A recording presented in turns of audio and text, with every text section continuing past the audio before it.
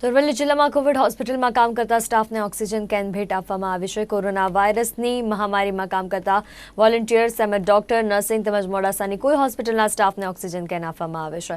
ત્યારે make in India અંતર્ગત મોડાસાની જીઆઈડીસીમાં તૈયાર કરવામાં આવેલી ઓક્સિજન કેન કોવિડ હોસ્પિટલમાં સારવાર લઈ રહેલા દર્દીઓને કામ લાગે તે હેતુથી હોસ્પિટલને આપવામાં આવી છે, જેથી ઓક્સિજનથી ઓચિંતી જરૂરિયાત સમયે ઓક્સિજન કેનનો ઉપયોગ કરી શકાય।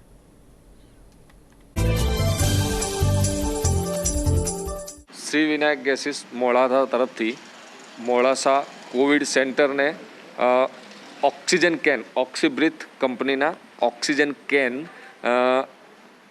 કોવિડ વોલેન્ટિયરને ગિફ્ટ કરવામાં આવ્યા છે।